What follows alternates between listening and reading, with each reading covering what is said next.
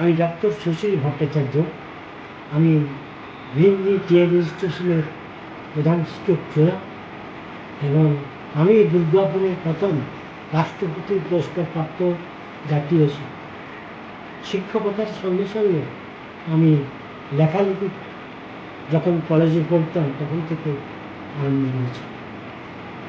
ইতিমধ্যে আমার প্রায় 80খানা বই প্রকাশিত হয়েছে এবং আমি নিখিল ভারত বঙ্গ সাহিত্য সম্মেলনের পশ্চিমবঙ্গ রাজ্যের সভাপতি ছিলাম। সেই সুবাদে আমাদের ভারতবর্ষে যেখানে বাঙালি আছে, বাংলা ভাষা যাদের মাতৃভাষা, তাদের কাছে আমি বক্তব্য রেখে এসেছি।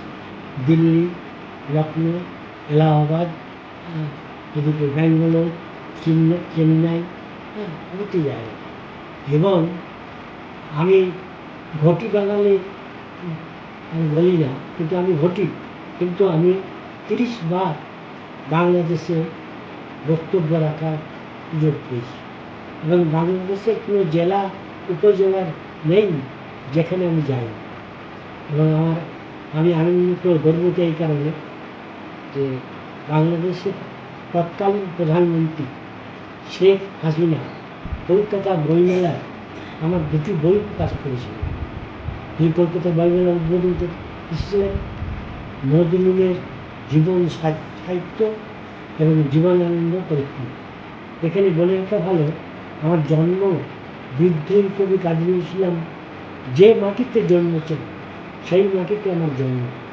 এবং আমি 1998 সাল থেকে 2007, প্রায় 10 বছর আমি পুরুলিয়া নজরুল একাডেমির সভাপতি ছিলাম। তাই সাহিত্য এবং শিক্ষকতা আমার জীবনের আদর্শ।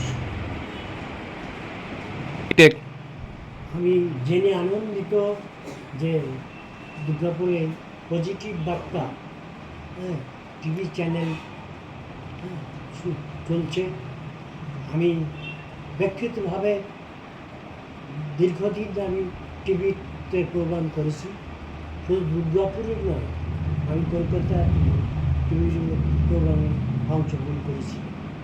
তাই এখানে আরেকটি সান্ত্বনা পেলাম, খুশি হলাম যে পজিটিভ বার্তা, নামকরণটা খুব অদ্ভুত, পজিটিভ, যেখানে কোনো ছাই মিশানো থাকবে না, যা সক্রিয়, যা পজিটিভ, তার খবর দর্শকদের কাছে পৌঁছে যাবে।